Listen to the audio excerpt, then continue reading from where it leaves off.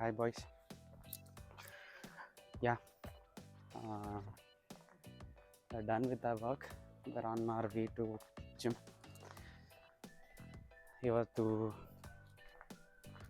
ಕರೆಕ್ಟಾಗಿ pre workout meal ತಿಂದಿದ್ದೀನಿ 1 hour early. I am feeling very like empty ಇದೆ stomach and at the same time I am feeling energetic. ಸ್ವಲ್ಪ ಒಂದು ಲೋಟ ನೀರು ಕುಡಿದು I am good to go for a heavy session. Today I will be going for just yesterday leg workout ಆಗಿತ್ತಲ್ಲ. My God, yesterday actually I went heavy man. ಆ ವಿಡಿಯೋನ upload ಆಗಿದೆ actually, but ಅದನ್ನ ಪ್ರೈವೇಟ್ ಮೋಡಲ್ಲಿ ಇಟ್ಟಿದ್ದೀನಿ. ಅಲ್ಲಿ evening ಒಂದು gap ಸಿಕ್ಕಿದ ತಕ್ಷಣ ಅದನ್ನು normal mode, I mean public mode ಹಾಕಿ ಸ್ವಲ್ಪ ಚೇಂಜಸ್ ಮಾಡಬೇಕಿದೆ, ತಮ್ನೇಲ್ ಚೇಂಜ್ ಮಾಡಬೇಕಿದೆ. ಸೊ ಅದನ್ನ ಮಾಡಿ ಶೇರ್ ಮಾಡ್ತೀನಿ.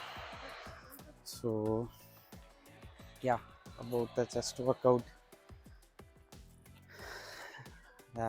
ಸ್ವಲ್ಪ ಜಾಸ್ತಿ ಎಕ್ಸ್ಪೆಕ್ಟೇಷನ್ಸ್ ಇದೆ ಇವತ್ತು. ಏನಕ್ಕೆ ಅಂತಂದರೆ ಒಂದು ಲಾಸ್ಟ್ ವೀಕ್ ಸ್ಕಿಪ್ ಆಗಿತ್ತು ಆ್ಯಂಡ್ ಸ್ಯಾಟರ್ಡೇ ಅಲ್ಲ, ಸಂಡೇ, ಮಂಡೇ ಎಷ್ಟು ಗ್ಯಾಪ್ ಇದೆ. ಅಪ್ಪರ್ ಬಾಡಿ ಟ್ರೈನೇ ಮಾಡಿಲ್ಲ. So everything is completely relaxed and like recovered. So I am excited for today, how it would be, how energetic I would be in the gym. ಒಳ್ಳೆ workout ಅಂದರೆ ಒಳ್ಳೆ muscle soreness ಅಂದರೆ it's not like ಒಳ್ಳೆ muscle soreness ಬಂದರೆ ಒಳ್ಳೆ muscle growth ಇರುತ್ತೆ ಅಂತ. Muscle soreness may be like it may be depend upon like ಈಗ ವರ್ಕೌಟ್ ಮಾಡಿದ್ರಿ,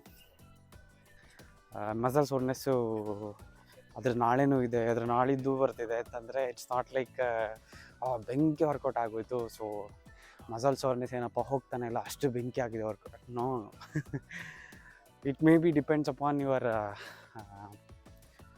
the nutrition.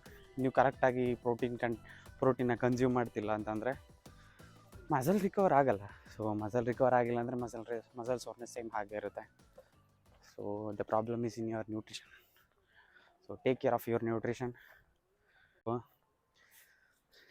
Good muscle soreness, good muscle soreness is important, but at the same time having that muscle soreness for too long is bad. So that shows, sorry Kannada, ತುಂಬ ಒಳ್ಳೆ muscle soreness ಬರೋದು after having good workout ಒಳ್ಳೆಯದು. ಏಕೆಂದರೆ that shows and that's on indication of ನಿಮ್ಮ ಮಸಲ್ನ ಕಂಪ್ಲೀಟಾಗಿ failure ತನಕ push ಮಾಡಿದ್ದೀರಾ ಅಂತ ಗೊತ್ತಾಗುತ್ತೆ. And at the same time ಆ ಮಸಲ್ ಸೋರ್ನೆಸ್ಸು ತುಂಬ ದಿನಗಳ ಕಾಲ ಇರಬಾರ್ದು. ಮೇ ಬಿ 1 ದಿನ 2 ದಿನ 3 ದಿನ ಎಲ್ಲ ಇರಬಾರ್ದು. ಯಾಕೆ ಅಂತಂದರೆ ನ್ಯೂಟ್ರಿಷನ್ ನೀವು ಕರೆಕ್ಟಾಗಿ ಪ್ರೊವೈಡ್ ಮಾಡ್ತಿದ್ದಂಗೆ, ಕರೆಕ್ಟ್ ಪ್ರೋಟೀನ್ಸ್ ನೀವು ಇಂಟೇಕ್ ಆಗ್ತಿದ್ದಾಗೆ ರಿಕವರ್ ಆಗಬೇಕು ನಿಮ್ಮ ಮಸಲ್ಸು. ಸೊ ಇಫ್ ಯು ಮತ್ತು ಮಸಲ್ಸ್ ಕರೆಕ್ಟಾಗಿ ರಿಕವರ್ ಆಗಿಲ್ಲ ಅಂತಂದರೆ ಆ ಮಸಲ್ ಕ್ಯಾರಿ ಓವರ್ ಆಗುತ್ತೆ. And that muscle soreness will effect on your next workout sessions. ಇವತ್ತು ಚೆಸ್ಟ್ ಮಾಡಿದರೆ ನಾಳೆ ಮತ್ತೆ ಒಂದು ಬ್ಯಾಕ್ ವರ್ಕೌಟ್ ಮಾಡ್ತಿದ್ದೀನಿ ಅಂತಂದರೆ ಕರೆಕ್ಟ್ ರಿಕವರ್ ಆಗಿಲ್ಲ ಅಂತಂದರೆ it will effect that workout session also. So take care of your nutrition. It's okay. ಒಂದು ವಿಷಯ ತುಂಬ ಇಂಪಾರ್ಟೆಂಟಾಗಿ ಮಾತಾಡ್ಬೇಕು ಅಂದ್ಕೊಂಡಿದ್ದೆ. Will leave this workout thing. Yesterday ಒಂದು ವಿಡಿಯೋ ಅಪ್ಲೋಡ್ ಮಾಡಿದ್ದೆ. ಏನಪ್ಪ ಅಂದರೆ ಅದು quick recipe for moong sprouted beans and chickpeas. So chickpeas, boiled chickpeas, that's nothing, normal ಅದು. ಬಟ್ ಈ ಮೂಂಗ್ ಸ್ಪ್ರೌಟೆಡ್ ಬೀನ್ಸ್ಗೆ ಸ್ಪೆಸಿಫಿಕ್ಕಾಗಿ ಒಬ್ಬರು ಕ್ವಶನ್ ಕೇಳಿದರು, ಚರಣ್ ಅನ್ನೋರು. ಸೊ ಅವ್ರ ಕಮೆಂಟ್ನ ಎಡಿಟ್ ಮಾಡಿ ಹಾಕ್ತೀನಿ ವಿಡಿಯೋಲಿ. So what's the thing is, so Charan ಅನ್ನೋರು ನನ್ನ ಕಮೆಂಟ್ ಮಾಡಿದರು. ಸೊ ಬ್ರದರ್, ಈ ಮೂಂಗ್ನ ಸ್ಪ್ರೌಟ್ಸ್ನ, ಮೊಳಕೆ ಕಾಳನ್ನ ನಾವು ಬಾಯ್ಲ್ ಮಾಡೋದ್ರಿಂದ ಅದ್ರದ್ದು ನ್ಯೂಟ್ರಿಷನ್ ವ್ಯಾಲ್ಯೂ ಕಡಿಮೆ ಆಗಲ್ವಾ ಅಂತ. ಸೊ ಫಸ್ಟು ನ್ಯೂಟ್ರಿಷನ್ ವ್ಯಾಲ್ಯೂ ಎಷ್ಟಿರುತ್ತೆ, ಹೇಗಿರುತ್ತೆ ಅಂತ ಹೇಳ್ತೀನಿ. ಫಸ್ಟು ನೀವು ಲೈಕ್ ರಾ ಮೂಂಗ್ದಲ್ಲಿ ರಾ ಆಗಿರುವಂಥ ಹೆಸರುಗಳನ್ನ ತೊಗೊಂಡ್ರೆ, ಉಂಡೆ ಹೆಸರುಗಳನ್ನ, ಅದರಲ್ಲಿ ನಿಮಗೆ 24ರಿಂದ 25 ಗ್ರಾಮ್ ಪ್ರೋಟೀನ್ ಇರುತ್ತೆ ಪರ್ 100 ಗ್ರಾಮ್ಸ್. 100 ಗ್ರಾಮ್ ಹೆಸರು ಕಾಳು ತೊಗೊಂಡ್ರೆ ಅದರಲ್ಲಿ 24ರಿಂದ 25 ಗ್ರಾಮ್, 24.9 ಅಂತ ಹೇಳ್ತಾರೆ. Around you can take 24 to 25 grams of protein in 100 grams of moong dal.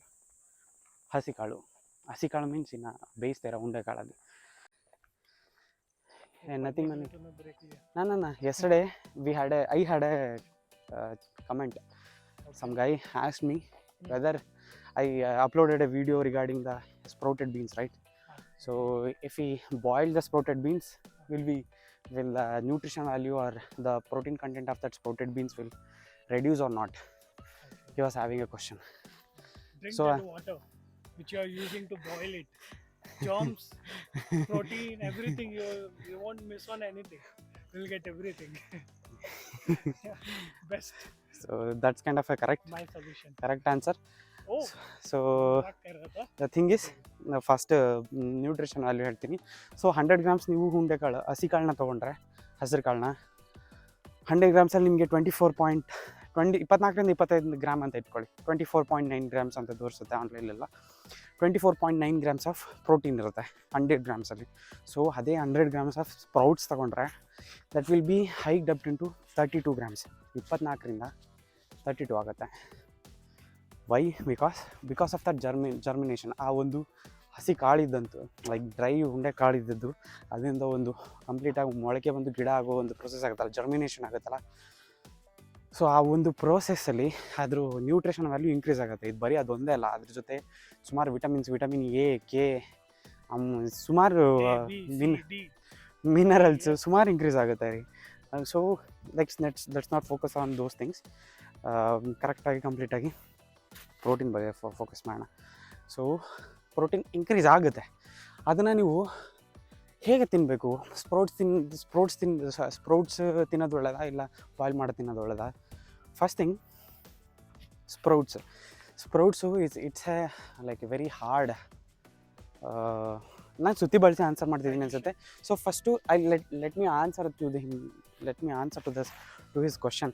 First question ನೀವೇಂತ ಕೇಳ್ದಪ್ಪ, ಬಾಯ್ಲ್ ಮಾಡೋದ್ರಿಂದ ಕಡಿಮೆ ಆಗುತ್ತಾ? ನಾನು ತುಂಬ ವೀಡಿಯೋಸ್ ನೋಡಿದೆ, ತುಂಬ ಲೈಕ್ ಅದ್ರ ಬಗ್ಗೆ ಮಾಡಿದೆ. ನೀನು ಆ ರಾ ಫಾರ್ಮಲ್ಲಿರೋದು ಅದೊಂದು ಸ್ಟ್ರಕ್ಚರ್, ಪ್ರೋಟೀನ್ ಸ್ಟ್ರಕ್ಚರ್ ಇರುತ್ತಲ್ಲ, ಅದು ಜಸ್ಟು ಡಿಸ್ಪಾಸ್ ಆಗುತ್ತೆ ಹೊರತು ಕಂಪ್ಲೀಟ್ ಆಗೋದ್ರಿಂದ ಏನು ಹೊರಗಡೆ ಹೋಗಲ್ಲ, ಲೈಕ್ ಕಂಪ್ಲೀಟಾಗಿ ನ್ಯೂಟ್ರಿಷನಲ್ಲಿ ಕೆಳಗಡೆ ಬೀಳಲ್ಲ ಅಂತ ಹೇಳಿ ನಾನು ತಿಳಿದ ಮಟ್ಟಿಗೆ, ನಾನು ಓದಿದ ಮಟ್ಟಿಗೆ ಎಲ್ಲ ಒಂದು ಸ್ಟಡೀಸಲ್ಲೂ ಮತ್ತು ಎಲ್ಲ ಇದರಲ್ಲೂ ನನಗೆ ಗೊತ್ತಾಗಿದ್ದು. But just one thing you have to make sure of, like ಅಮ್ಮನ್ ಸೈಡ್ ಆ ಒಂದು ನೀರನ್ನ ಹಾಕ್ತಿರಲ್ಲ ಕರೆಕ್ಟಾಗಿ ಎಕ್ಸಾಕ್ಟಾಗಿ ಎಷ್ಟು ಅದಕ್ಕೆ ಕರೆಕ್ಟಾಗಿ ಸರಿ ಹೊಂದಷ್ಟು ನೀರನ್ನ ಹಾಕಿ ನೀವು ಬೇಯಿಸಬೇಕು. ಆ ನೀರನ್ನ ನೀವು ವೇಸ್ಟ್ ಮಾಡದೆ, ಆ ನೀರಲ್ಲೂ ಸಹ ಮಿನರಲ್ಸು ಮತ್ತು ವಿಟಮಿನ್ಸ್ ಕಂಟೆಂಟು ಲೈಕ್ ಹೊರಗಡೆ ಹೋಗ್ಬಿಡುತ್ತೆ.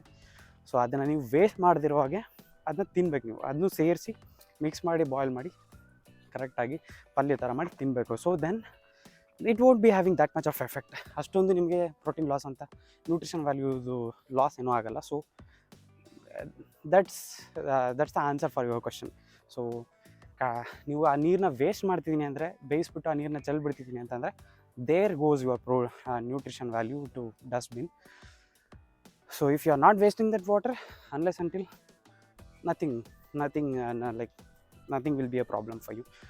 So except that there is a main thing.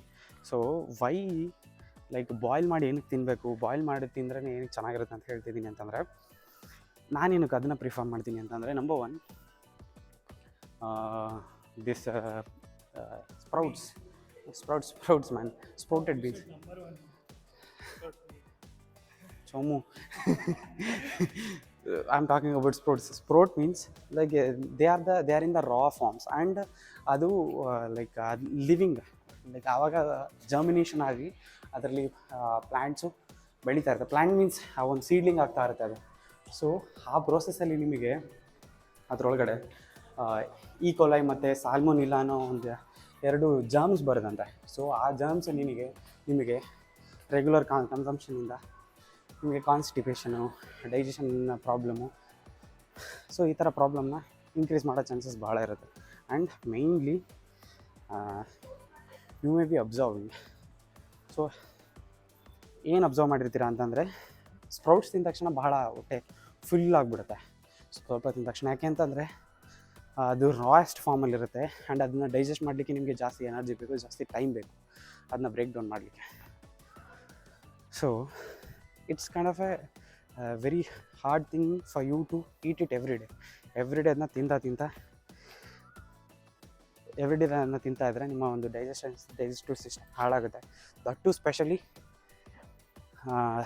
ನಿಮ್ಮ ಒಂದು ಡೈಜೆಷನ್ ಕೆಪಾಸಿಟಿ ಅಥವಾ ನಿಮ್ಮ ಒಂದು ಇಮ್ಯುನಿಟಿ ಕಡಿಮೆ ಇತ್ತು ಅಂತಂದರೆ ಆಬ್ವಿಯಸ್ಲಿ ನಿಮಗೆ ಇದರಿಂದ ಎಫೆಕ್ಟ್ ಆಗೇ ಆಗುತ್ತೆ. ಆ್ಯಂಡ್ ಎಲ್ಲದಕ್ಕಿಂತ ಇಂಪಾರ್ಟೆಂಟ್ ಆಗಿ ಒಂದು ವಿಷಯ ಹೇಳ್ಬೇಕಂತಂದರೆ, ನಮ್ಮ ಒಂದು ಆಯುರ್ವೇದಿಕಲ್ಲಿ ವಾತ ಅಂತ ಇದೆ ಅಂತೆ. ವಾತ, ಪಿತ್ತ, ಕಫ ಈ ಥರ ಇದೆ. ಅದರಲ್ಲಿ ನಿಮಗೆ ನೀವು ರೆಗ್ಯುಲರ್ ಆಗಿ ನೀವು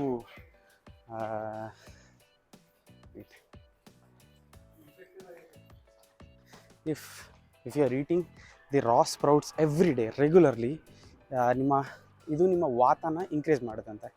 ನಿಮ್ಮ ವಾತ ಸಮಸ್ಯೆಯನ್ನು ಇದನ್ನ ಇನ್ಕ್ರೀಸ್ ಮಾಡುತ್ತೆ. ಸೊ ಇದನ್ನ ತಿನ್ನಬೇಡಿ ಅಂತ ನಮ್ಮ ಆಯುರ್ವೇದದಲ್ಲಿ ರೆಗ್ಯುಲರಾಗಿ ತಿನ್ನಬೇಡಿ ಅಂತ ಹೇಳುತ್ತೆ. ವಾತ ಅಂದ್ರೇನು ಅದಕ್ಕೊಂದಷ್ಟು ಉದ್ದ ಎಕ್ಸ್ಪ್ಲನೇಷನ್ ಮಾಡಬೇಕು, ಈ ಶಾರ್ಟ್ ವೀಡಿಯೋಲಿ ಅಲ್ಲಿ ಹೇಳಲಿಕ್ಕಾಗಲ್ಲ. ಸೊ ಯಾರಿಗಾದರೂ ಅದ್ರ ಬಗ್ಗೆ ಇನ್ಫಾರ್ಮೇಷನ್ ಜಾಸ್ತಿ ಬೇಕಂತಂದರೆ ಕಮೆಂಟ್ ಮಾಡಿ, ಅದ್ರ ಬಗ್ಗೆನೇ ಎಕ್ಸ್ಪ್ಲೇನ್ ಮಾಡ್ತೀನಿ. So okay, so there are lot of things. Digestion ರೆಗ್ಯುಲರಾಗಿ ರಾ ಸ್ಪೋರ್ಟ್ಸ್ನಿಂದ ಡೈಜೆಷನ್ ಪ್ರಾಬ್ಲಮ್ ಆಗುತ್ತೆ, ವಾತ ಇನ್ಕ್ರೀಸ್ ಆಗುತ್ತೆ. And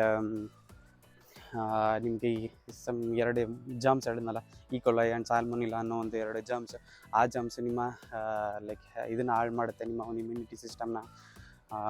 digestion problem, constipation, diarrhoea ಇದೆಲ್ಲ ಲೈಕ್ ಜಾಸ್ತಿ ಮಾಡುತ್ತೆ.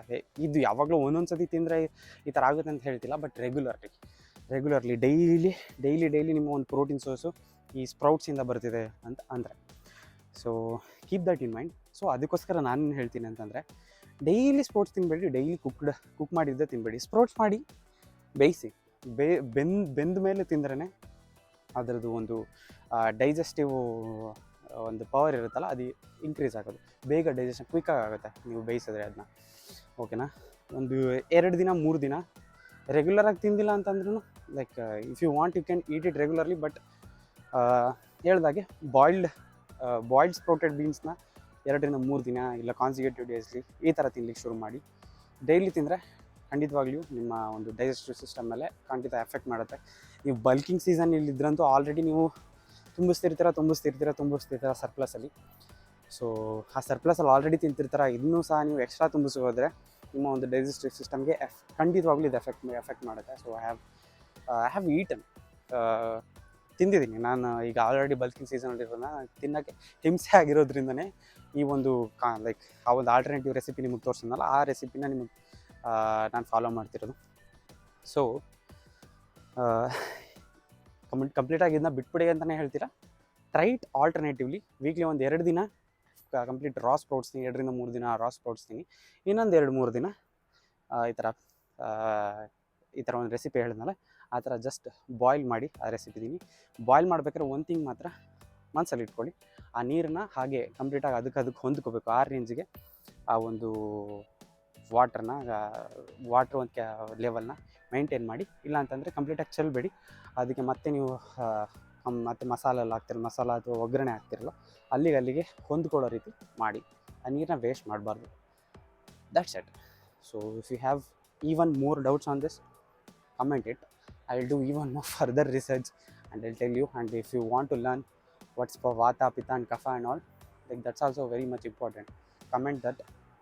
I'll try to explain in the next video. Okay? Yeah. After long time, just ಒಂದು ವಾರ ಆಯ್ತಂತ ಸ್ವಲ್ಪ ಹೆವಿ ಲೋಡ್ ಮಾಡ್ತಿದ್ದೀನಿ.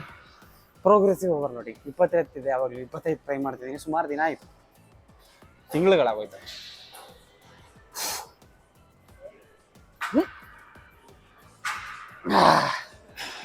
We'll see how many reps can I make.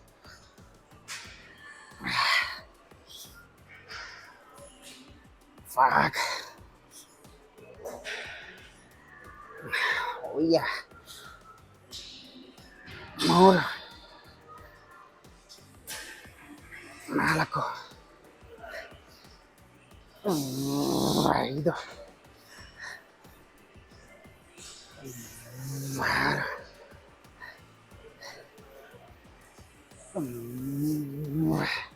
6. And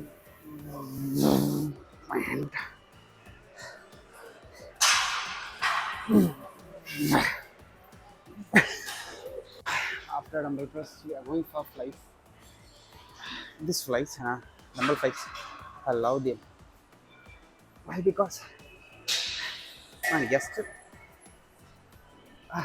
ಬೇರೆ ಬೇರೆ ವರ್ಕೌಟ್ಸಲ್ಲಿ ಇಷ್ಟು ಸ್ಟ್ರೆಚ್ನ ನಾನು ಯಾವುದ್ರಲ್ಲಿ ಫೀಲ್ ಮಾಡಲ್ಲ. ಅಷ್ಟು ಸ್ಟ್ರೆಚ್ ಅಷ್ಟೇ ಒಂದು ಕಾಂಟ್ರಾಕ್ಷನ್ ನನಗೆ ಒಂದು ನಮ್ಮ ಫ್ಲೆಕ್ಸನ್ ಸಿಗುತ್ತೆ. I love it. I love dum.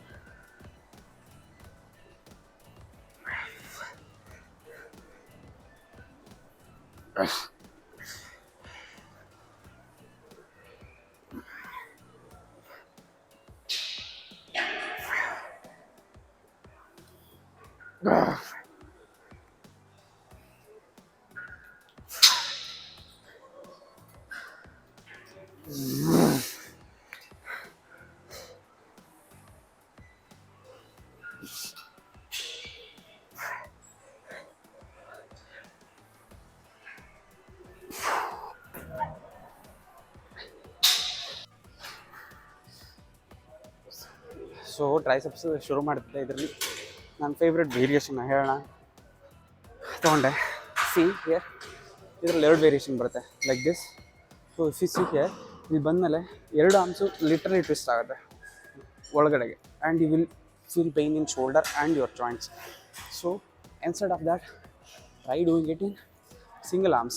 So there you will get like literally like very comfortable range of motion, and you'll be concentrating totally on a single muscle. Try this.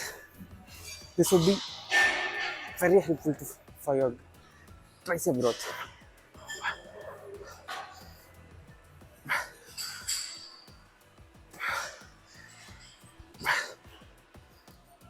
ನಮ್ಮ second workout second workout C there are 2 variations. For the beginners, what they'll do, like they'll stand very close to the weights and they'll do legs.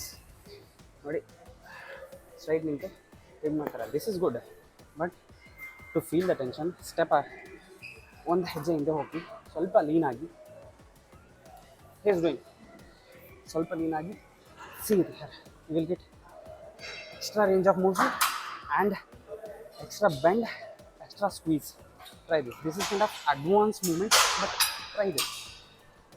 This is very good. But and even though tricep push downs, you can go as heavy as possible. This is very good and I love it. Triceps sleeve overhead extends ಜೊತೆ ಇದನ್ನ ಮಾಡಲಿಕ್ಕೆ ಯಾವತ್ತೂ ಮುಗಿಯಲ್ಲ. This is my favorite. By machines. So ಇವತ್ತು ನಾನು upper chest ಮಾಡ್ತಿದ್ದೀನಿ. So straight ಆಗಿ ಕೂತಿದ್ದೀನಿ, you can observe. But if I am doing for lower chest I would be leaning like this and completely concentrating on lower chest. But ನಾನು upper chest ಮಾಡ್ತಿರೋದನ್ನ straight ಕೂರ್ತೀನಿ and look at my elbows, they are straight. It should be straight when you are ಮುಂದೆ ಬರಬೇಕಾದ್ರೆ full ಹೀಗೆ straight ಆಗಿರಬೇಕು and squeeze your chest and go for failure.